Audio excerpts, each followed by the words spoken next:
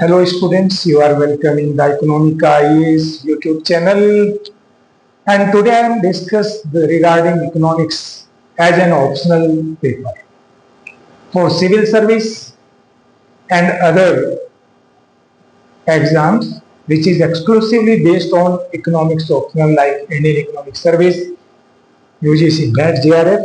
In itself, this is the very good subject for selections of your mains examinations because it provides mathematically marks you in your mains examinations. If you go through the previous year analysis in civil service planner, you will see the percentage of selection of this subject is more in comparison to other regular subjects like history, sociology, political science, etc. Why its percentage is high? Think about that one rationally. And if you further try to understand its contribution in pre-mains as well as into essay writing, etc., you will see that its contribution is greater than other subject. If I told you regarding the general study paper, it contributes similar to other topic. But in case of interview, in case of essay paper, every year, some GS other portions like first paper, second paper, third paper, and fourth paper, some portions they are included from this GS economy or economic areas. That's why I also decided to discuss with you economics optional because my experience in teaching in economics optional is 26 years and number of students have been go through by quoting proper IAS, Indian Economic Services, UGC, NET, JRF, etc. Today I decided to discuss with you a theoretical aspect of monetary economics and that is the demand for money.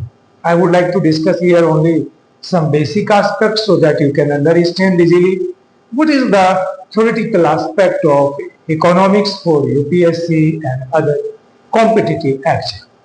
Now think, today I discuss the demand for money. What is the meaning of demand for money? You know, every person's have to meet their day-to-day transactions, other precautionary motives, and sometimes they like to earn the more money from investing their money in different areas. All these kinds of factors are responsible that they demand the money. Money actually like assets, like house, like car, it facilitates a number of services to the holder.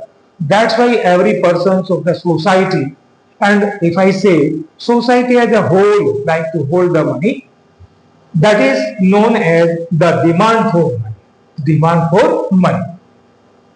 As you know, supply of money also determine the money supply of creating money agencies like Reserve Bank of India, Government of India, Commercial Bank, etc.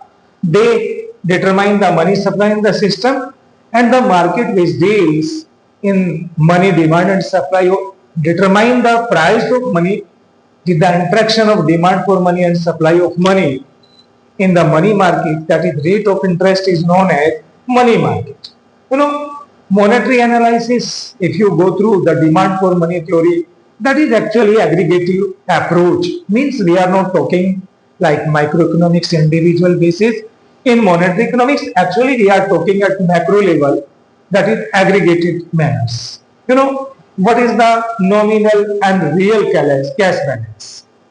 Nominal cash balance means nominal value of money which the people like to hold with themselves, that is the nominal value. But its purchasing power is known as real money of or real value of money or cash balance, real cash balance of the money. Suppose you are holding in your pocket say 500 rupees, that is your monetary value of money. But how much goods and services that 500 rupees can purchase, that is known as real balance or real cash balance, that can be calculated and can be understood with a very simple example with the help of this. Suppose in 1960-61, say price index of this real money was 100 rupees and it changed to in 1979 80 to 400 rupees. What does it mean? The money index for general price index, you can say WPI, change say from 100 to 400. What does it mean? The purchasing power of money, or you can say real cash balance of money during this period change. Suppose one commodity which you can purchase in 1960 say by only 100 rupees, now you have to pay in 1979 80 400 rupees for the purchasing of that particular commodity, or you can say the purchasing power of money during the decades decreased by 1/4. Means the 1 rupees value in 1960-61, now in 1979 80 is only 25 paise. This is the meaning of real cash balance. Mathematically you can derive very easily by dividing your monetary money value by the general price level, then you can derive real cash balance in the hand, or you can say what is the real purchasing power of money.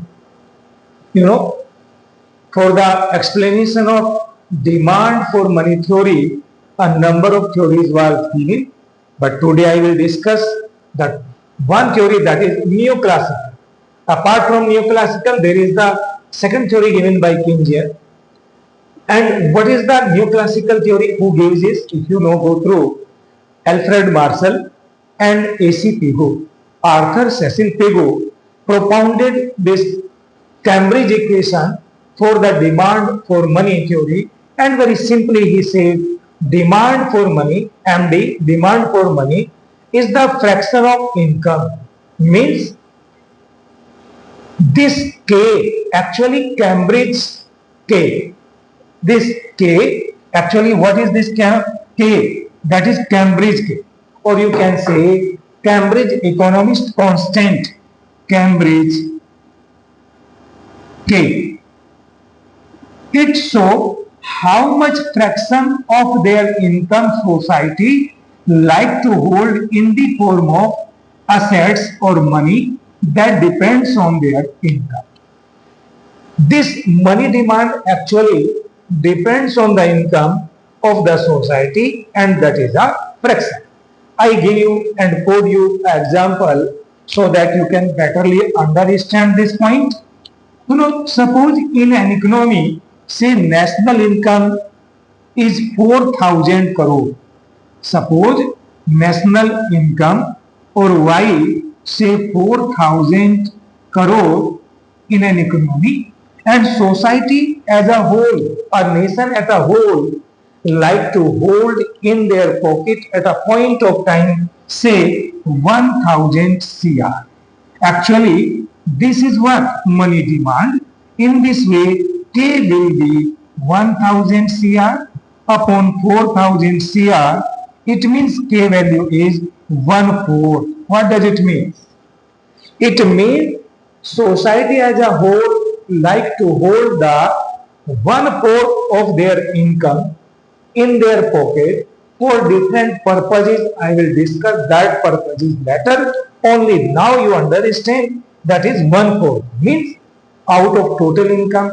As you know, if you consider these different variables, this income is a flow variable which comes during a year or financial year.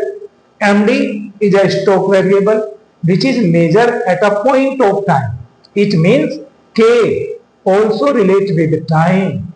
As we know, K depends on two variables, money demand is stock variable, national income flow variable, and in this way K have the time period, how much money the people like to hold at a point of time or during period of time, that defined by K. If you plot this equation in a diagrammatical explanation, what it shows? It shows that money demand which you plot on a y-axis and the income which you plot on the x-axis, and K which a line go through from origin at a same ratio by 1/4. It never change if the society needs of money or demand for money as I calculate is 1/4. This is what? This is the money demand of the society depends on K.